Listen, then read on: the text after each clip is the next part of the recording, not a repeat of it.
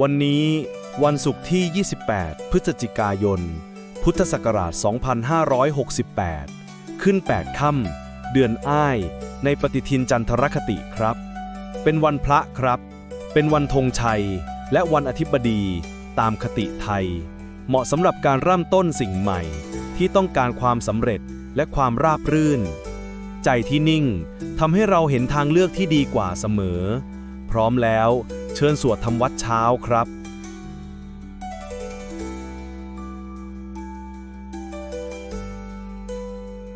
อะระหังสัมมา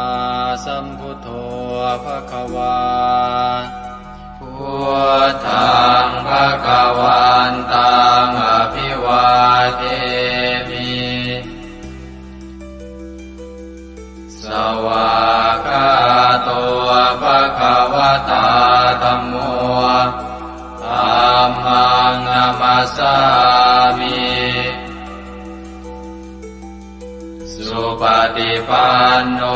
ภควโตสาวกสังโฆสังฆังนามามิหันธรรมยังพุทธัสสะภควโตบุปภาคณมะกรังกโรมาเสนะโมตัสสะภะคะวะโตอะระหะโตสัมมาสัมพุทธัสสะนะโมตัสสะภะคะวะโตอะระหะโตสัมมาสัมพุทธัสสะนะโมตัสสะภะคะวะโตอะระหะโตสัมมาสัมพุทธัสสะธรรมยังพุทธาภิตุติงกโรมาเสโยสุตถาคโตอะระหังสัมมาสัมพุทโธวิชาจารณะสัมปันโนสุขโตโลกวิทูกานุตตโรปุริสธรรมสารถิสัทธาเทวมนุสานังพุทโธภควาโยอิมังโลกังสเทวกังสมารกังสพรหมกังสัสสะมณพรหมณิปชังสเทวมนุสังสยังอาภิญญาสัจจิกตวาภเวเทสิโยธัมมังเดเสสิอาติกัณญาณังภาเทกัณญาณังปริโยสานกัณญาณังสัทธังสัพยัญชนะเกวรปริปุณังปริสุทธังธรรมจริยังปกาเสสิตามหังภควันตังอภิปูชยามิตามหังภควันตังศิรสานามามิธรรมยังธัมมาภิตุติงกโรมาเสโยสุสวากขาโตภควตาธัมโมสันทิฏฐิโกอาการิโกเอหิปัสสิโกโอปนัยยิโกปัจจตังเวทิตังโพวินโยหิธัมมังธัมมังอภิปูชยามิธัมมังธัมมังศิรสานามามิ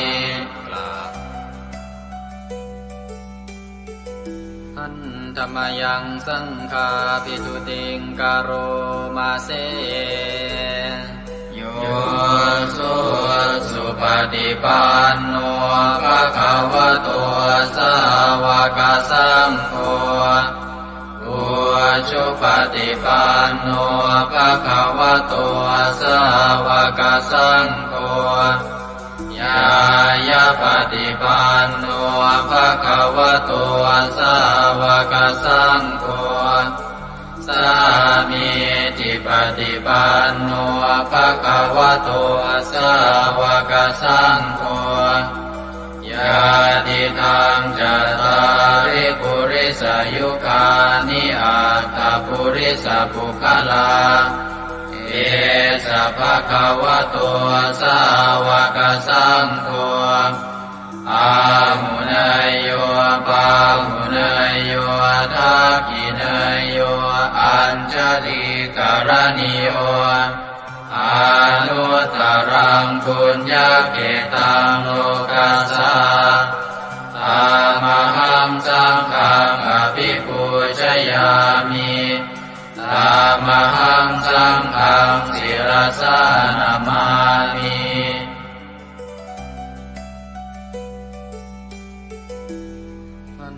ธรรมยังรัตนัตยาปนามคาทายโยเจวะสังเวคาปริจิตนาปาทันจะปนามาสิพุทโธสุสุโธกรุณามหันนโวโยจันตสุทาภรยานโลจโนโลกัสสะปะปุปกิเลสขาตโกวันธามิพุทธังอหมาทะเรนตังธัมโมปฏิโพวิยตัสสะสัตตุโนโยมะคปะกามตะเพทพินนโกโลกุตโรโยจตทัตถทิปโนวันธามิธัมมังอหมาทะเรนตังสังโฆสุเกตาภยติเกตาสัญญิโตโยตินาสันโตสุขตานุโปทโกโลลาภหิโนอริโยสุเมตโสวันธามิสังฆังอหมาทะเรนตังอิเจวะเมกันตภิกขุชเนยกังวัตถุตยังวันทยตาภิสังคตังปุญญังมายายังมะมะสะภุปัตถวามาหุนตุเวตัสสะปะภาวสิทธิยาอิทัตตะทาคโตโลเกอุปันโนอะระหังสัมมาสัมพุทโธธัมโมจะเทสิโตนิยานิโกอุปัสสมิโกปรินิพพานิโกสังโฆทัคามิสุขตาภเวทิโตมายันตังธัมมังสุตวาเอวังชนามาชาติปิทุกขาชาราปิทุกขามรณะปิทุกขังโสกปริเทวทุกขโทมานัสสุปายาสาปิทุกขังอาภิเยหิสัมปโยโคทุกโขภิเยหิวิปโยโคทุกโขยามปิชังนรปฏิตังปิทุกขังสังกิเตนะปัญจุปาทานขันธาทุกขาเสยยติทังรูปุปาทานขันโทเวทานุปาทานขันโทสัญญูปาทานขันโทสังขารุปาทานขันโทวิญญาณุปาทานขันโทเยสังปริยายาอารามาโนโสภะคะวาเอวังพะหุลังสาวะเกวิเนติเอวังภาคาจะปนัสสะภะคะวะโตสาวะเกสุอนุสาสนีพะมุลาภวัตติรูปังอนิจ จังเวทนาอนิจจาสัญญาอนิจจาสังขาราอนิจจาวิญญาณังอนิจจังรูปังอนัตตาเวทนาอนัตตาสัญญาอนัตตาสังขาราอนัตตาวิญญาณังอนัตตาสัพเพสังขาราอนิจจาสัพเพธัมมาอนัตตาติเตมะยังโอตินามหาชาติยังชารามรณีนาโสเกหิปาริเทเวหิทุเกหิโทมานาเสหิอุปายาเสหิทุโกตินาทุกขปะเรตากาเภวนามิมัสสะเกวรัสสะทุกขคันทัสสะอันตกิริยาปัญญาเยธาติจิระปรินิพพุตัมปิตังภคะวันตังสรณังคตาธัมมันจะภิกขุสังฆัญจาตัสสะภะคะวะโตสาสนังยถาสติยะถาปรังมนัสสิกโรมะอนุปฏิปัชฌามาสาสะโนปฏิปติอิมัสสะเกวรัสสะทุกขคันทัสสะอันตกิริยายาสังวัตตุอันธรรมยังอุริสนาทิฏฐานาคาทายโยปนามาเสอิมินาปุญญกัมเมนาอุปัชฌายคุณุตตราอาจาริโยปการาจามาตาปิตาจยาตกาสุริโยจันติมาราชาคุณวันตานราปิจาพรหมมาราชอินทราจาโลกาภาราชเทวตายาโมมิตามนุสสาจามัจจตาเวลิกาปิจา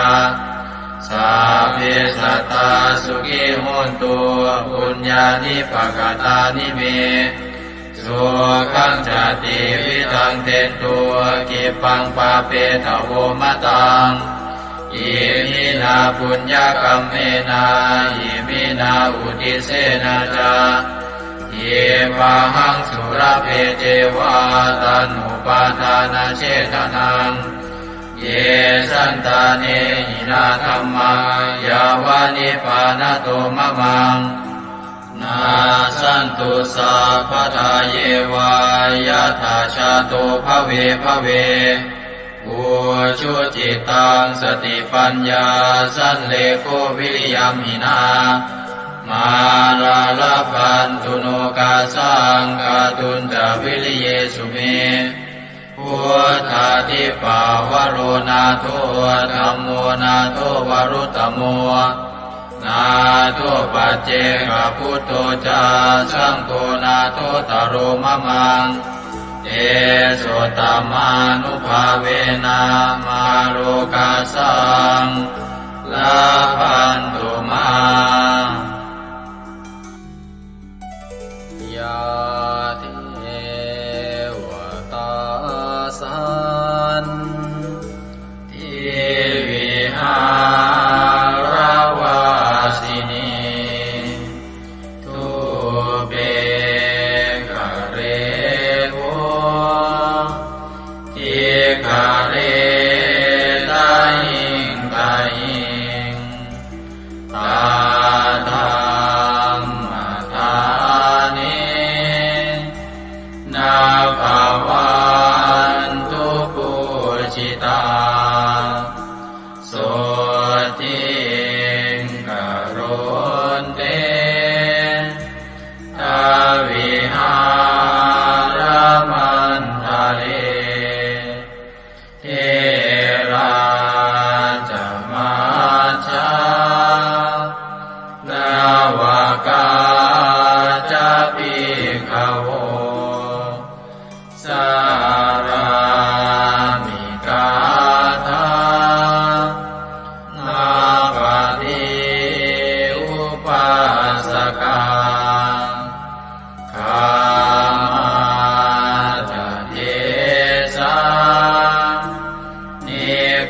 มา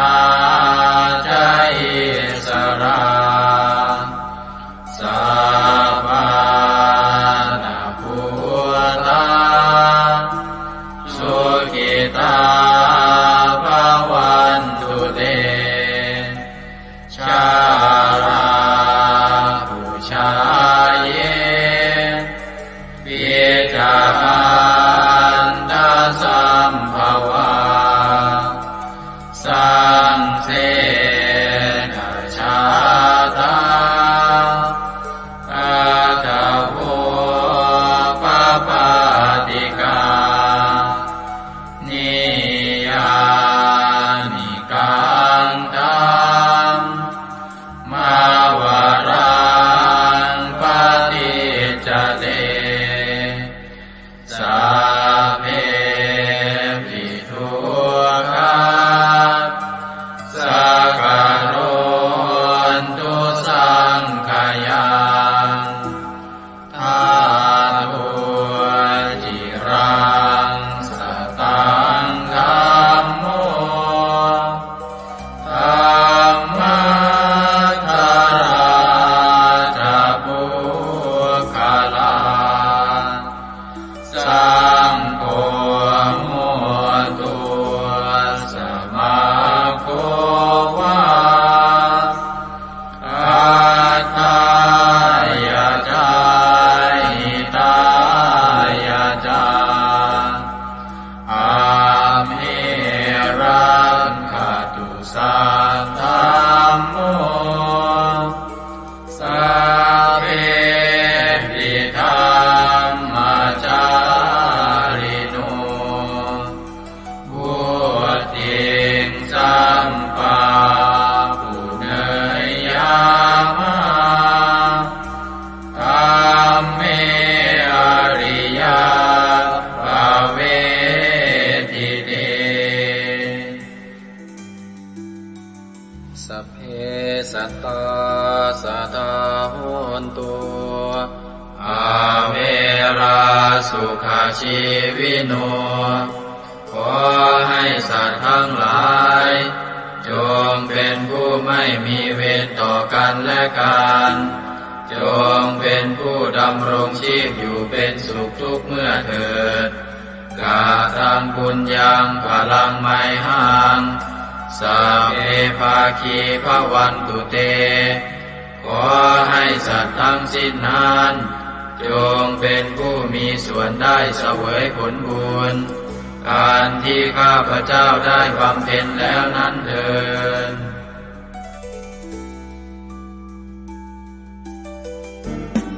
ในพระสุตตันตปิฎกคัมภีร์ที่5คุตกนิกายธรรมบท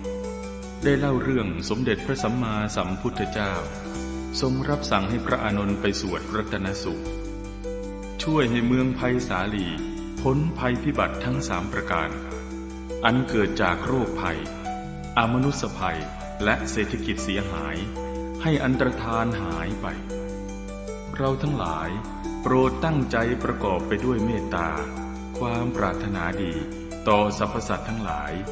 แล้วระลึกถึงคุณพระศรีรัตนตรัยคือคุณพระพุทธเจ้าคุณพระธรรมและคุณพระสงฆ์ว่าเป็นที่พึ่งที่เคารพที่นับถือแล้วตั้งใจสวดปรจักรรัตนสูตรเพื่อกำจัดภัยพิบัติทั้งหลายดังพระพุทธองค์ได้ทรงรับสั่งให้พระอานนท์สวดช่วยให้เมืองไผ่สาลีพ้นภัยอันตรายทั้ง3ประการนั้นเถิด สัมมันตาจักวาเรสุอัตราคชันตุเทวตาสัทธมังมุนิราชสาสุนันโตสักขโมคทาสักเคกาเมจารูเปคิริสิขารตเตจันตาเลเควิมาเนทิเปรัเทจะคาเมตารุวนาคหเนเคหวัตุมมิเคเตภุมมาจยันโตเทวาชลทลวิสเมยัคขคันธัมพนาคา ติทันตาสันติเกยังมุนิวรวจนังสาทโวเมสุนันโตธัมมสวนาคาโลอะยัมภทันตาธัมมสวนาคาโลอะยัมภทันตาธัมมสวนาคาโลอะยัมภทันตา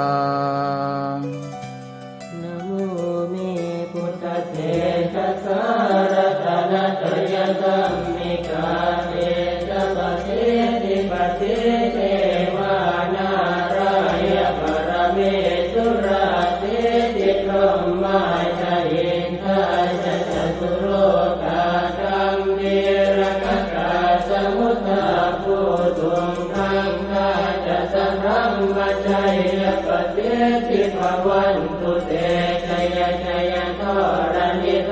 รณิอุตติอุตตินาทินาทิชัยชัยพระโกนละตนละนิไทยนิไรไทยเสนาเมรุราชพุนโนราชิชัยชัยธรรมิระโสปินาเจตนาจิปิสัจพุทธจาริชัยชัยตุนิมิตาโลกิชัยชัยปิงกิตุตาสานะมุขจาชัยชัยวารุณโมทัสสะชัยชัยจัมปาทินาคตุลสันโตชัยชัยทัจจกุณตุรงสุขระโคจงสิหาเปียกติปาชัยชัยวารุณโมกายตราจิตจิตเสนาเรปุณโสติโนระเดชัยชัยสุขาสุขาสิวิชัยชัยทรณิตาเนคตาสุชัยยะชัยชัยทรณิสันติสัทธาชัยชัยมังคารารัญญาภวะเกชัยชัยวารุณยาเกชัยชัยรักเทสุรภูชเตชะชัยชัยพรหมเมทัตนาชัยชัยราชาธิราชาชัยชัยชัยปัตตเวงสัพพังชัยชัยวรหันตาปัจเจกตุสัตตาวังชัยชัยมเหสุโรหะโรหะริงเทวาชัยชัยพรหมาสุราโคชัยชัยนาโควิรุณภโควิโรปโคจันทิมาระวินโตจะเวนะเตยโยจะกุเวโรวรุโนทิจาคิวาโยจะปาจุโนกุมารโรสัตรตะโกอัตารตมหาเทวาจิติตาปัสสะทโยอิเสโนสาวกตาปัจฉัยยราโมปวันตุเตเดยธรรมโมจะสังโฆ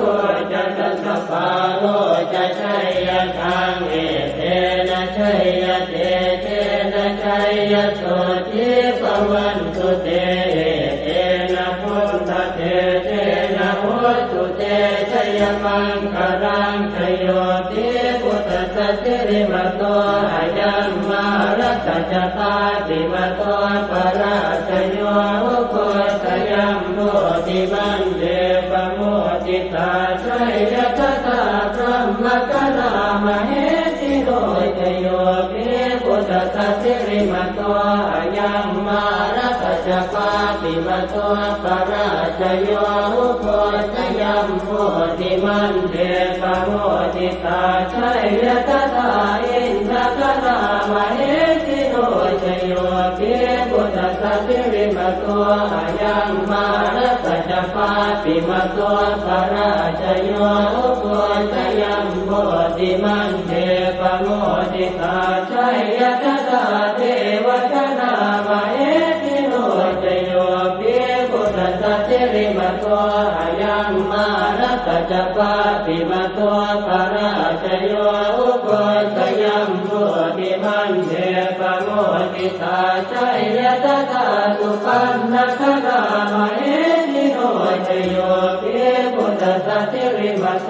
อายัมมา รัตจัปาติมาโตปราชโยอุโกชยัมโมติมันเดปโมติตาชัยยะทานากัตตามเหติโนตโยปิพุทธะเทมาโตอายัมมารัตจัปาติมาโตปราชโยอุโกชยัมโมติมันเดปโมติตาชัยยะทาสัพพะมะกะนามเหติโนตยัมโตโพธิยาโมเรสักยานังนันติวัตตโนเอวังตวังวิจโยโหหิจยาสุจยมังคะเลอปราชิตปัลลังเจติเตปะทวิปุคะเลอภิเศษเจสะภะพุทธานังอังคัปปะโตปะโมทะเทสุนันทตังสุมังคลังสุปะปะตังสุโหติตังสุขโนสุโมโหตัวจตุเยสังพรหมจาริตัวปะทัสสินังกายกัมมังวาจากัมมังปะทัสสินังปะทัสสินังมโนกัมมังปณิทิเตปะทัสสินังปะทัสสินังนิกัตตวานรกันตเจปะทัสสิเมเตอัตรัตถสุขิตาเวรุณาพุทธศาสเนอโรคาสุขิตาโหตัสสะสัพเพหิยะเทปิสุนันตัวโตโสเยเทวาสมิทาเนอติกตาติกายุกาสดาโหตัวสุขิตาโหตัวสัพพตารักขันตัวสัพพตาตารักขันตัวจิตสัสสนังยาคาติปัฏนาเตตัสสะเวทุเรนโยมโนรัตายุตกาเรภวัตตันตุวัสสังวัสสาลาโรคาจุปัตตวะเจธานิวาเรนโยจัสสะปะตากายสุขังเกติสุขังวรันตุยัสสะโพชังโพสติสังขาโต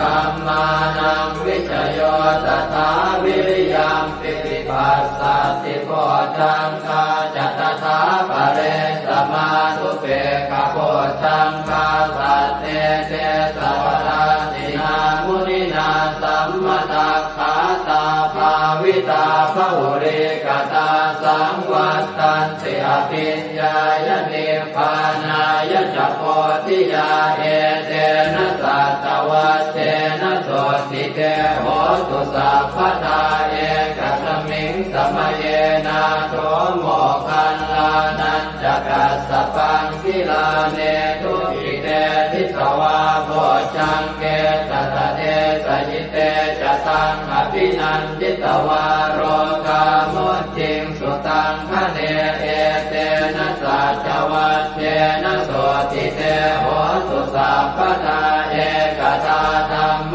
ราชาปิเกลันเยนาภิปิริโตจนทันเจเรนะตันเยวะปนาเปตวานัสสาธรังสัมโมทิตวาจาปาทาสัมภาวทาสิกานะโสเอเตนะสัจวัตเตนะโสติเตโหตุสัพพทาปะหินาเตจาปาทาตินันนังติมเหสินังมาคาหัตกิเลสาวะปัตตานุปัสสิธรรมตังเกเตนะสัจวัตเตนะโสติเตโหตุสัพพทายันทุนนิมิตตังอวมังคลันจะโยตามนาโพสกุณาสสัตโตปาปังคโหตัวสุปินังอาการตังพุทธานุภาเวนะวินาสเมนตุยันตุนนิมิตตังอวมังคลันจะโยตามนาโพสกุณาสสัตโตปาปังคโหตัวสุปินังอาการตังธัมมานุภาเวนะวินาสเมนตุยันตุนิเมตตังอวมังคลันจะโยตามนาโพสกุณาสสัตโตปาปังคโหตุ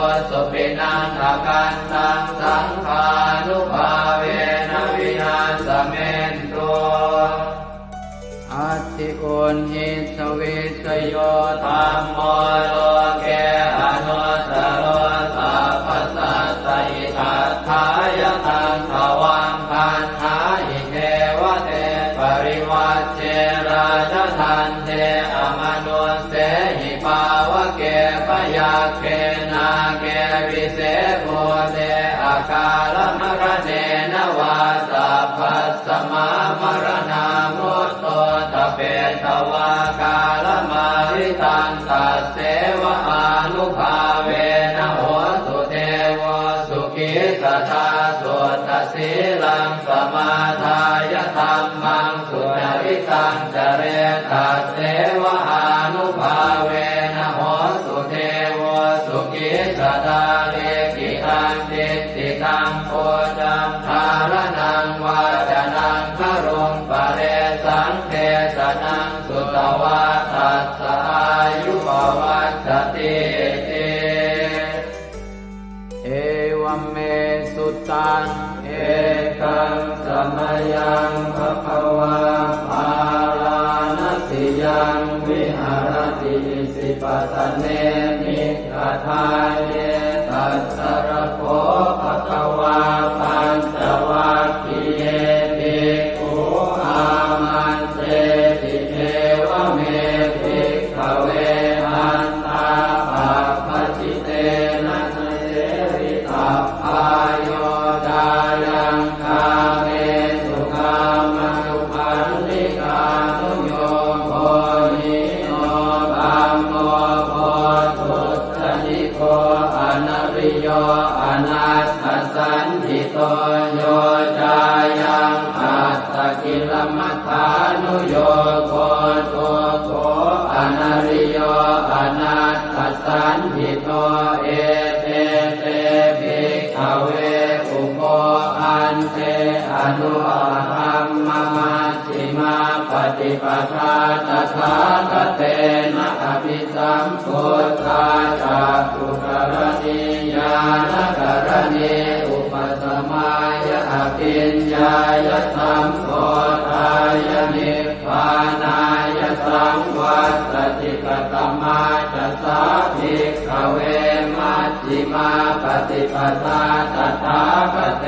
นะอภิสัมพุทธาจักขุกรณีญาณกรณีอุปสมายะอภิญญายะสัมโพธายะนิพพานายะสังวัตติกายเมวะอริโยอัตถังกิโกมัคโคเสยติหังสัมมาเอติสัมมาสังกัปโปสัมมาวาจาสัมมากัมมันโตสัมมาอาชีวะสัมมาวายาโมสัมมาสติสัมมาสมาธิอายังโกสาภิกขเวมัชฌิมาปฏิปทาตถาคเตนะอภิสัมพุทธาจักขุกรณีญาณกรณีอุปสมายะอภิญญายะสัมโพธายะนิพพานายะสังวัตติทังโสปนภิกขเวทุกขังอริยสัจจังชาติปิทุกขาจราปิทุกขามรณะปิทุกขังโสตปริเทวทุกขโทมนัสสุปายาสาปิทุกขาอัปปิเยหิสัมปโยโกทุกขปิเยหิวิปปโยโกทุกขยังปิขังนาปฏิตังปิทุกขังสังเกนะปัจจุบาลานังขันธาทุกขาอิทังโคปนภิกขเวทุกขสมุทัยโยอริยสัจจังญายังตัณหาโกโนภวิกานันทิราคะปัตตาตัตตะระอัตตราภินันทิเนเสยติทังกามตัณหาภวตัณหาวิภวตัณหาอิทังโคปนภิกขเวทุกขนิโรธอริยสัจจังโยตัสสะเยวะตัณหายะเสสวิราคะนิโรธจาโคปฏิ ติจิตาโก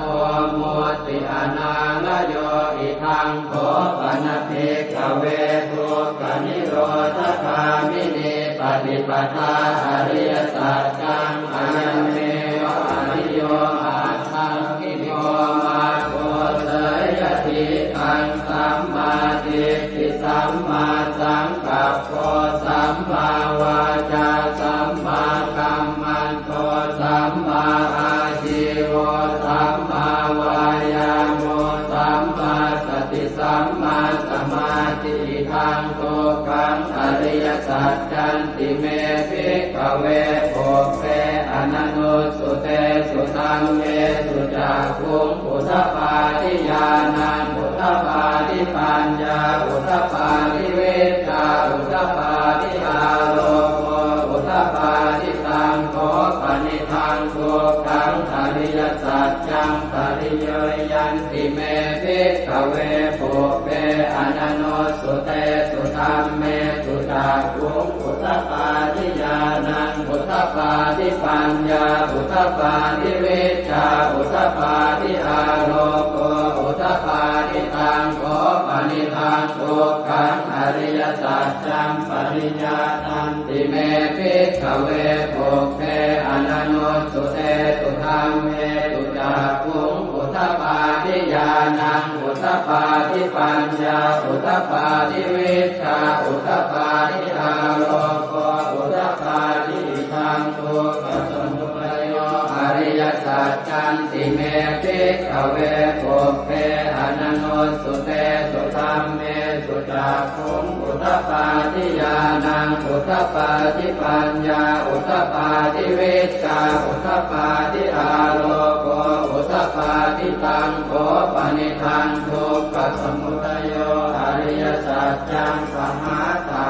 ติเมภิกขเวโภเปอนันโนสุเตสุธัมเมสุจักขุงอุทธปาทิญาณังอุทธปาทิปัญญาอุทธปาทิเวชาอุทธปาทิอาโลโกอุทธปาทิตังโขปนิทังทุกขสมุทัยโยอริยสัจจังปณินันติเมภิกขเวโภเปอนันโนสุเตสุธัมเมสุจักขุงอุทธปาทิญาณังอุทธปาทิปัญญาอุทธปาทิเวชาอุทธปาทิอาโลโกอุทธปาทิทังทุกขนิโรโธอริยสัจจันติเมภิกขเวโภเปอนันโนสุเตสุธัมเมสุจักขุงอุทธปาทิญาณังอุทธปาทิปัญญาอุทธปาทิเวชาอุทธปาทิอาโลโกอุทธปาทิตังโขปนิทังทุกข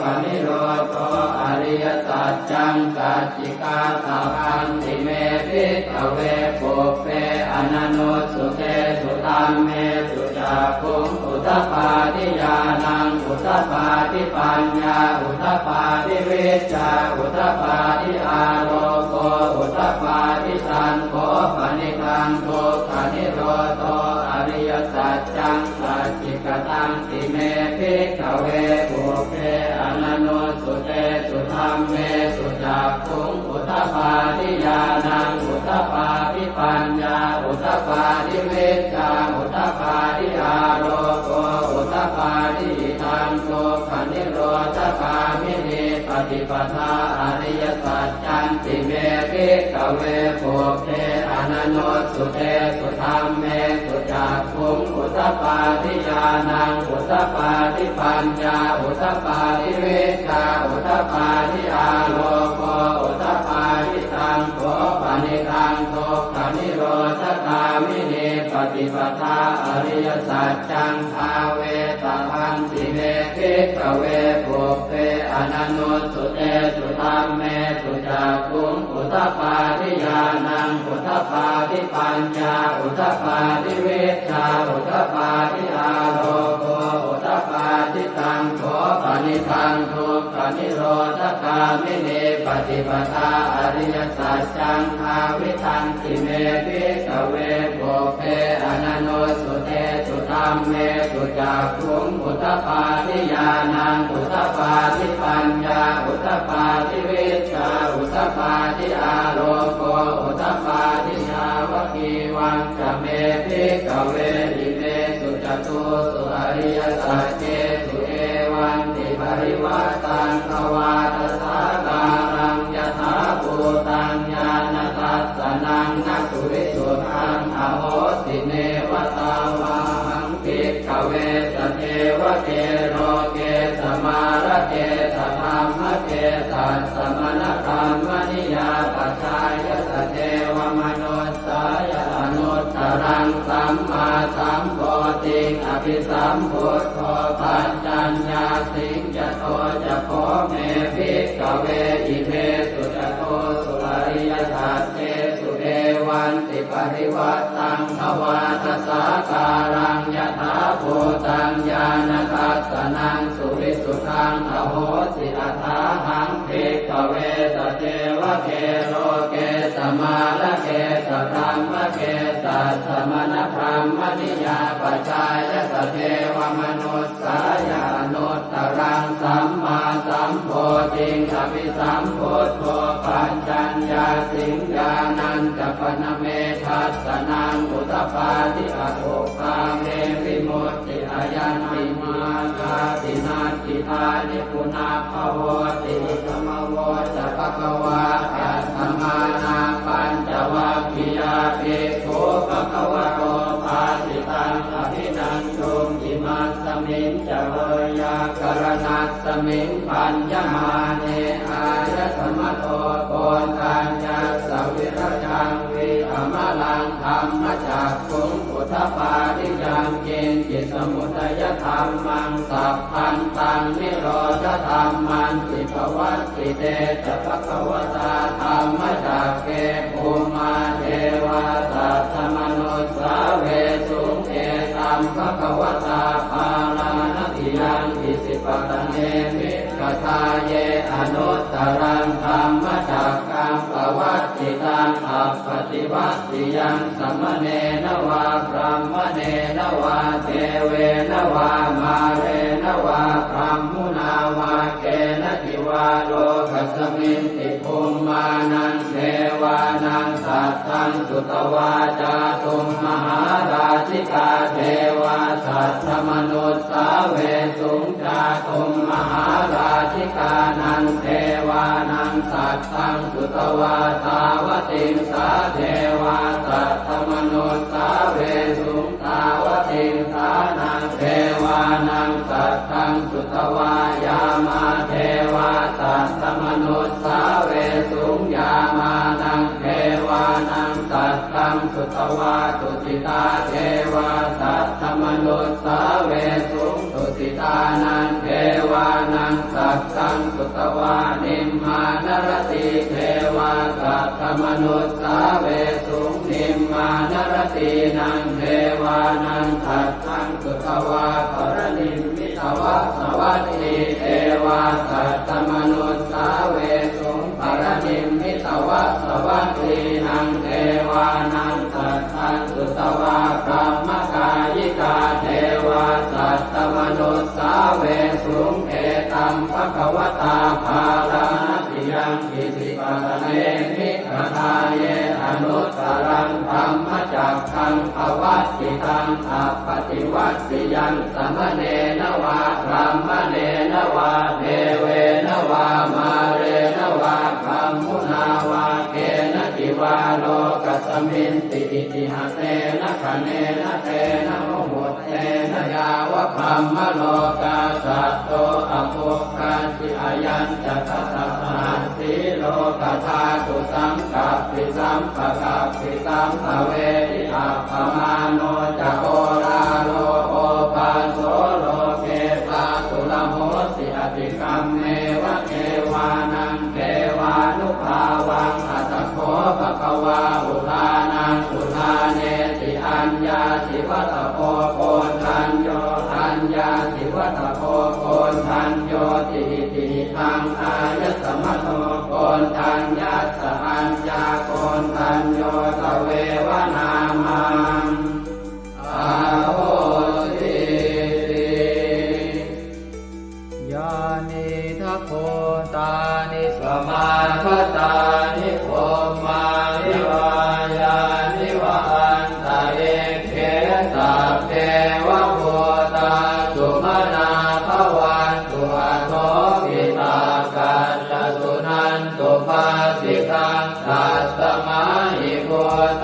นิสาเวทัสสะเทเมตังกโรธรรมานุติยาปัจจายติวาจารัตโตจารันติเยวะเลกัสสมาหิเมรักขตา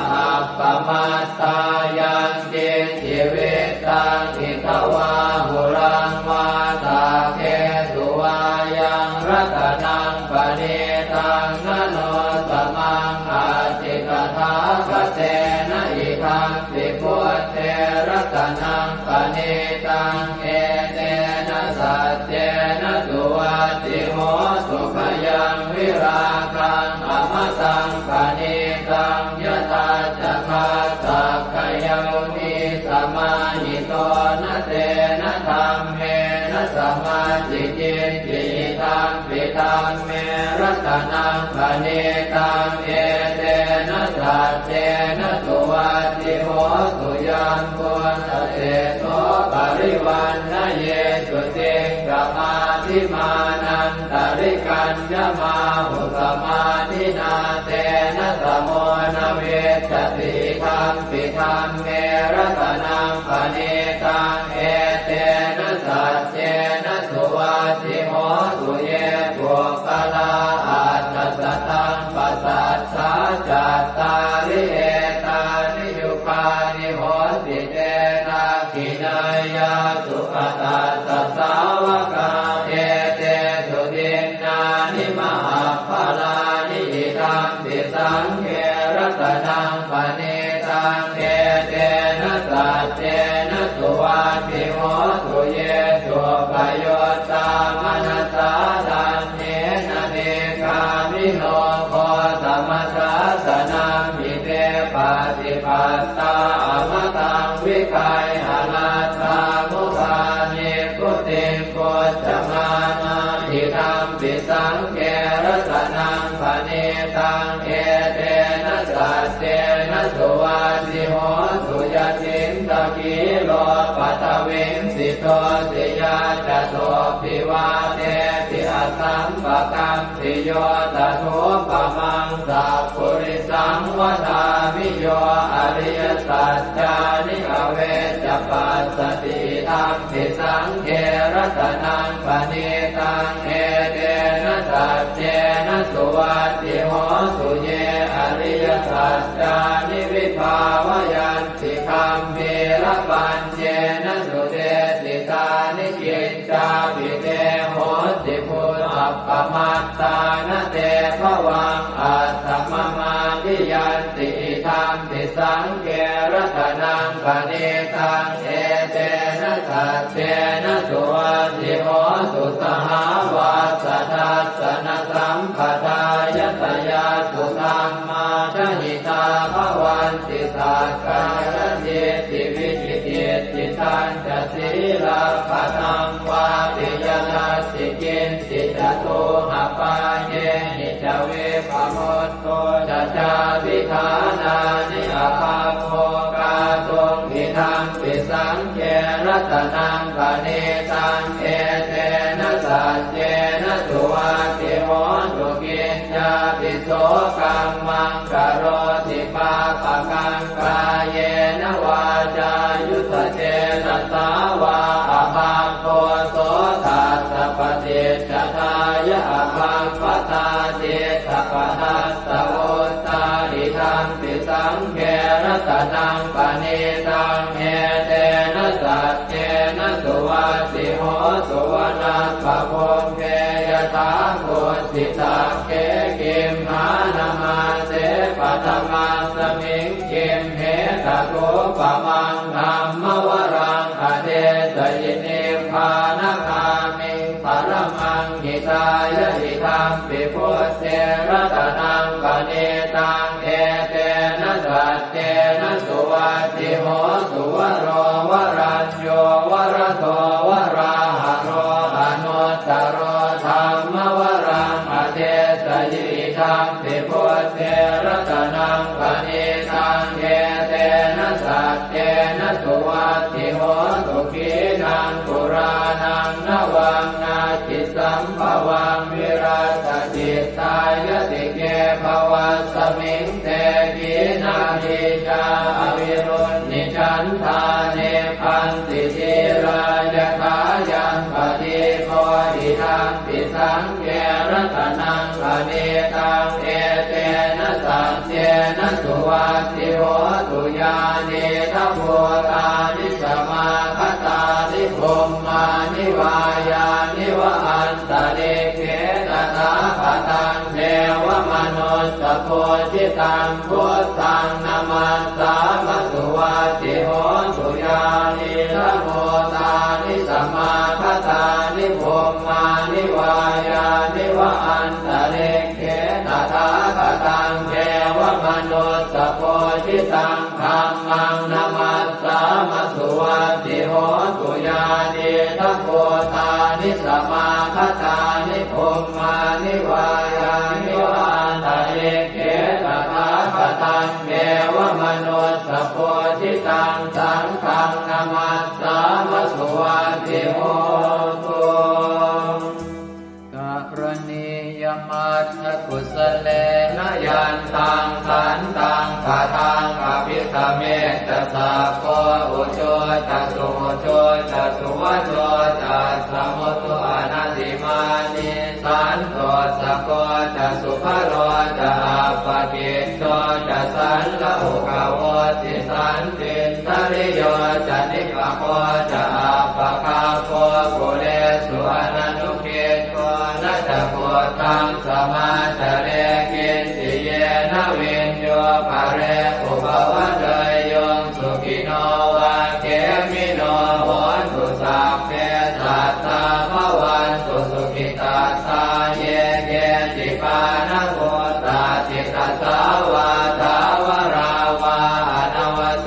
สาธิกาวาเยมหันตาวามัชฌิมารัสสกาอนุกัตุราเทขาวาเยจะเทขาเยจะโทเรวสันติอวิโทเรพุทาวาสัมภเวติวาตาเพสัตตาภวันตุสุขิตาตานะปโรปรังนิโกเพตนาติมันเยตกาตตินังกินติพยาโรสนาปฏิฆาสัญญาณายมัญญาสะโตขเมเฉยมาตายฐานิยังปุตตังอายุสาเอกปุตตมนุราเขเอวังติสาภพุเตสุมาณสัมภาวะเยอปริมาณังเวตันตสาภโรกัสมิงมาณสัมภาวะเยอปริมาณังโอทังอโทจติริยัญจะสัมปาทังอเวรังอัสสปัตตังเดทันจรังนิสินโนวาสยาโนมายาวตัสสวิคตมิตโตเอตังสติงอธิเสยพรหมเมตังวิหารังอิทมาหุเดตินจานุปคัมมศีลวาทัสสเนนะสัมปันโนกาเมสุวินัยเกทังนะหิจาตุปัปปะเสยยังกุณเรติเอวังเมสุตตังเอกังสมยังภควาสา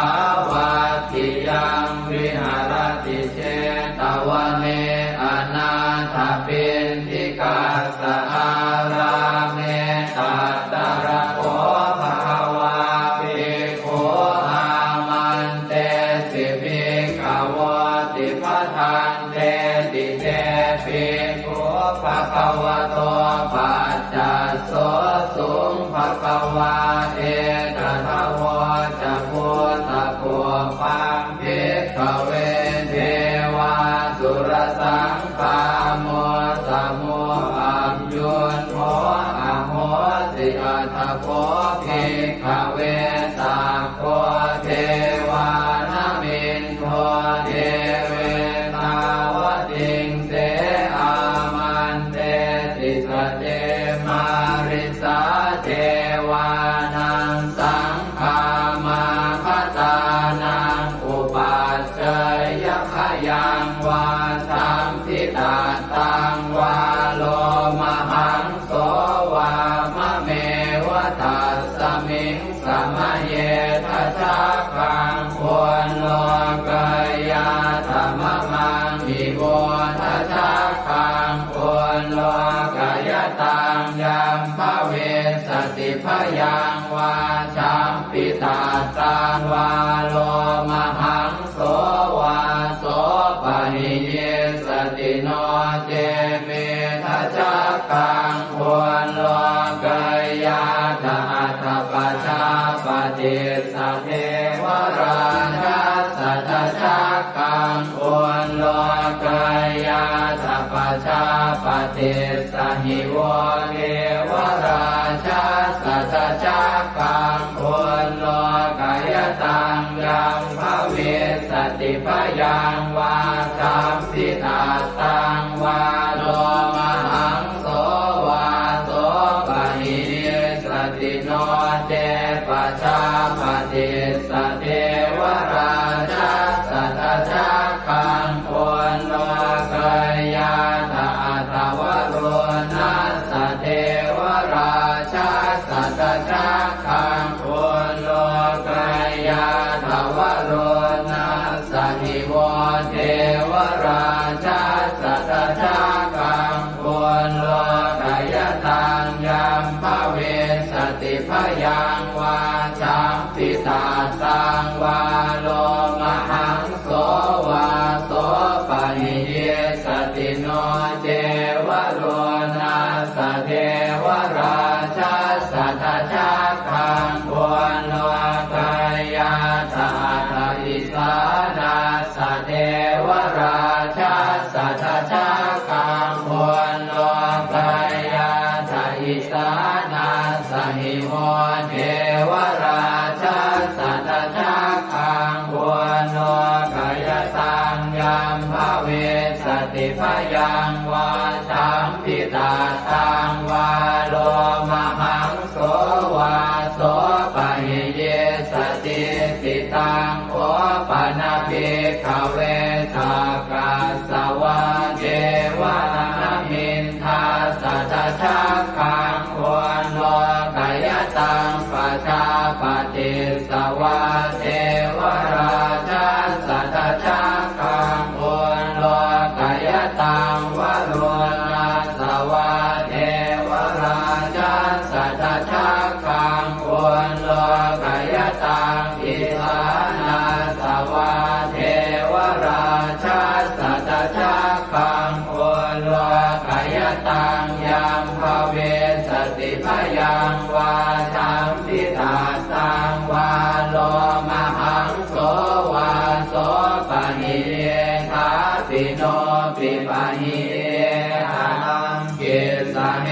ตุสักโคหิภิกขเวเทวานะเมนโทอเวตาราโมอเวตาโทโสอเวตาโมโหปิรุนาภิ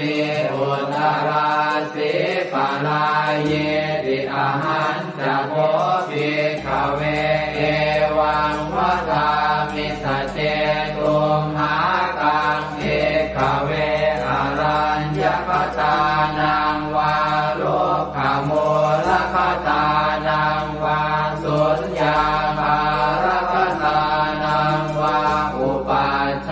ยพยังวาจัมปิตาตังวาโลมหังโสวามะเมวตัสสมิงสมะเยอนุสรยาอิติปิโสภะคะวาอะระหังสัมมาสัมพุทโธวิชาจารณะสัมปันโนสุขโตโรกวิทูอนุตตรปุริสธรรมสารพิสัทธาเดวมนุสานังพุทโธภะคะวาติมะมังมิโวภิกขเวอนุสรตังยัมภเวสติพยังวาชัมปิตาตังวาโลมหังโสวาโสปะหิเยสติโนเจมังอนุสร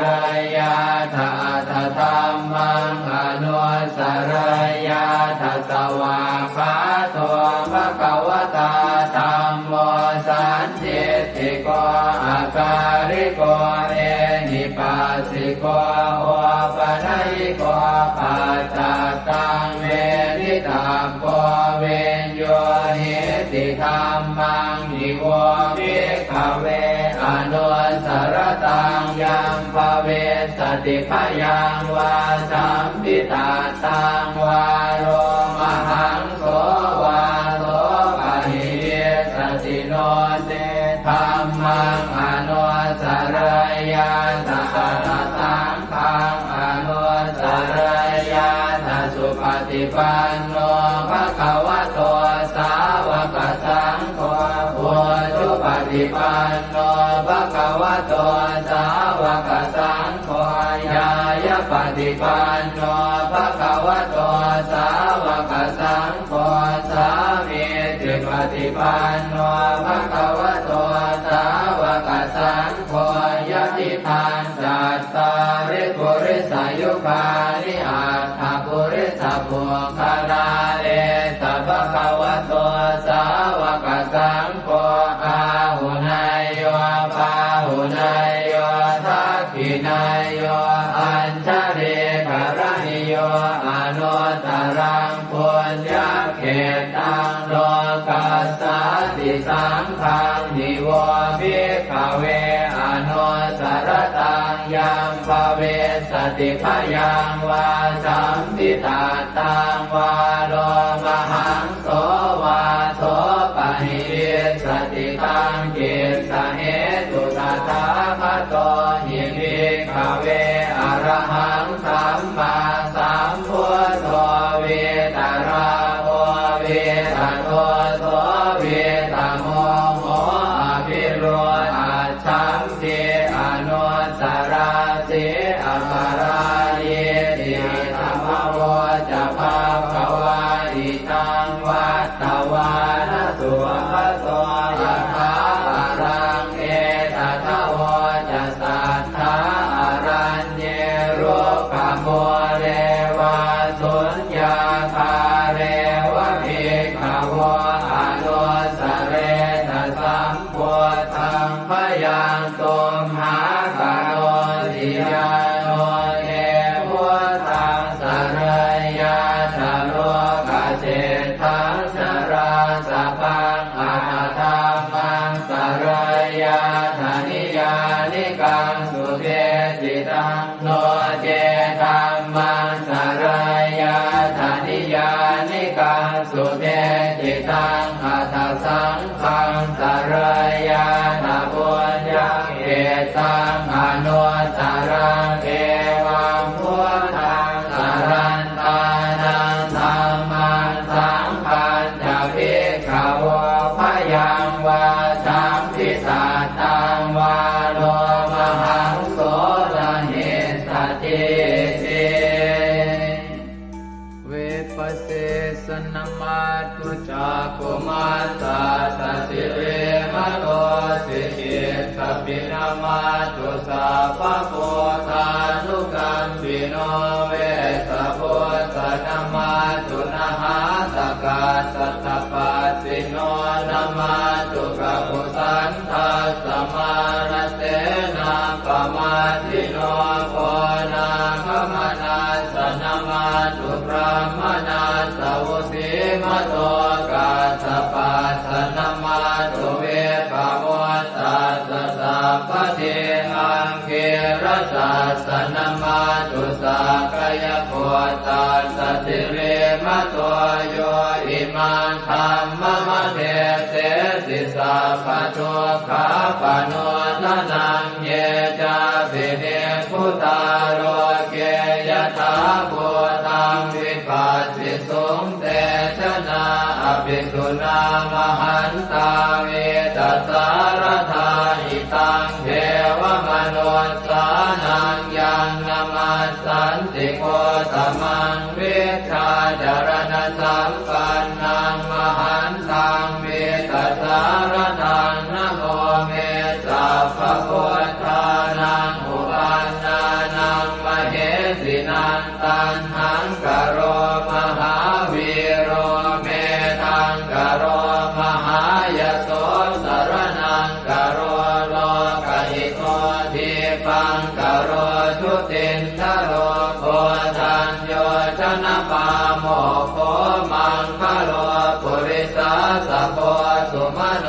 สุมโนติโรเรวะโตรติวัตโนโสภิโตคุณสัมปันโนอโนมัสสิชโนตโม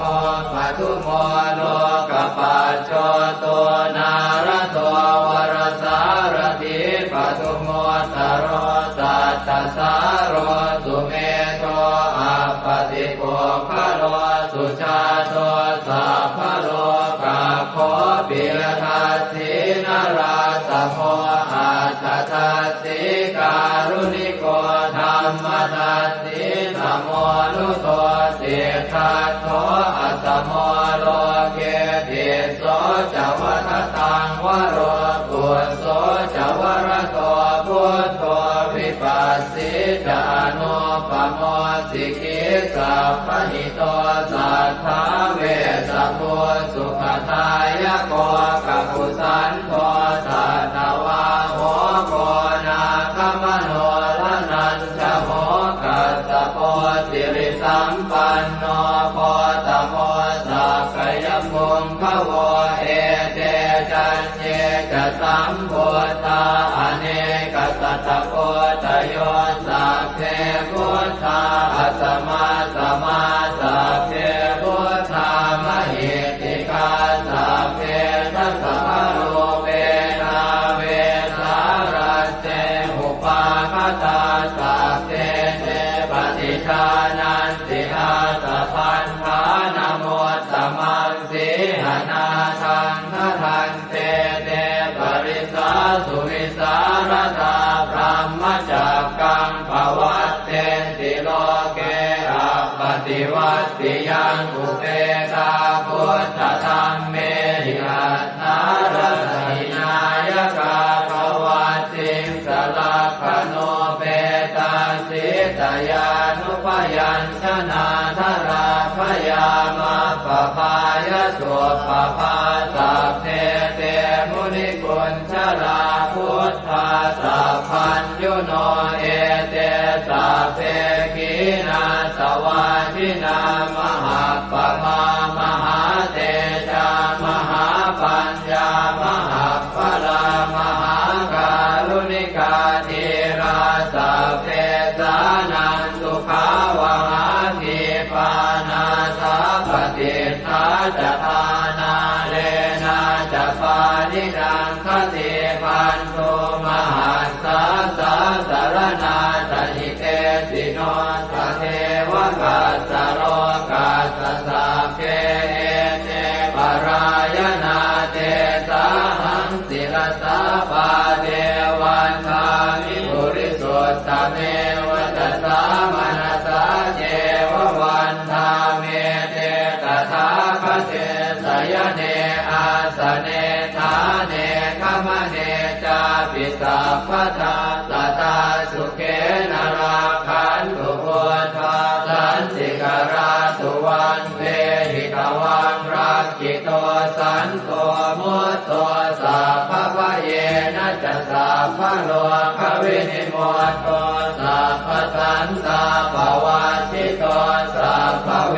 รมติกันโตนิพุตโตจตุวังภวเตสังสัจเจนะสีเลนะขันติเมตตาภะเลนะจะเตปิตุมเหอนุรักขันตุอาโลกเยนะสุเกนะจะปุราติมัสสมิงทิสาภาเกสันติโพตามหิทธิกาเตปิตุมเหอนุรักขันตุอาโลกเยนะสุเกนะจะทักขินัสสมิงทิสาภาเกสันติเทวามหิทธิกาเตปิตุมเหอนุรักขันตุอาโลกเยนะสุเกนะจะปัจฉิมัสสมิงทิสาภาเกสันตินาคามหิทธิกาเตปิตุมเหอนุรักขันตุอาโลกเยนะสุเกนะจะโหตรัสสมิงทิสาภาเกสันติยาคามหิทธิกาเตปิตุมเหอนุรักขันตุอาโลก เยนะสุเขนะจักขุริมาติสังคตรัตโตทากิเนนะวิรุณหะโกปาติเมนะวิโรปาโกกุเวโรอุตรันติสังกัตตาโรเตมหาราชาโรกปารายสัสสิโนเตปิตุมเหอนุราคันตุอาโรคเยนะสุเขนะจะอากาสัทธาจะกุมมันตาเทวานากามหิติกาเตปิตุมเหอนุราคันตุอาโรคเยนะสุเข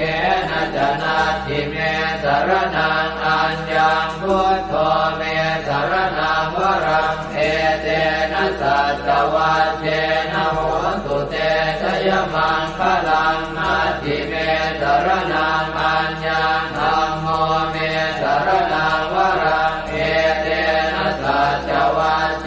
นะโหตุเตชยมังคลังนาทิเมสรนังอัญญังสังโฆเมสรนังวรังเอเตนะสัจวัชเชนะโหตุเตชยมังคลังยังเจนจิรตนังโลเกเวชติวิวิธังปุถุรตนังโพธสมังนาติตาสมาโสติภวันตุเตยังเจนจิรตนังโลเกเวชติวิวิธังปุถุรตนังธรรมสมังนาติตาสมาโสติภวันตุเต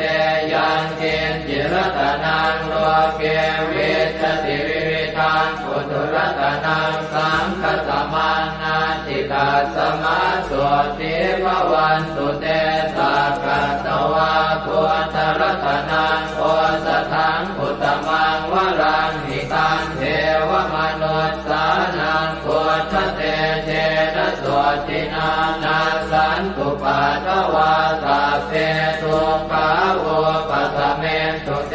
สักกตวาธัมมรัตนังโอสถังอุตมังวรังปริยาโหปัสสมนังธัมมเตเจนะโสตินานาสันตุปัฏฐวาสัพเพพยาโวปัสสเมตุเตสักกตวาสังฆรัตนังโอสถังอุตมังวรังอาหุนายยังปาหุนายยังสังฆเตเจนะโสตินานาสันตุปัฏฐวาสัพเพโรคาโวปัสสเมตุเตสัพเพติโยวิวัชชันตุสัพพะโรโควินาศตุมาเตภวัตวันตรายโยสุขิติกายุโกภวะอภิวาทนาสิริสนิจังวุฒาปัจจายโนจัตตา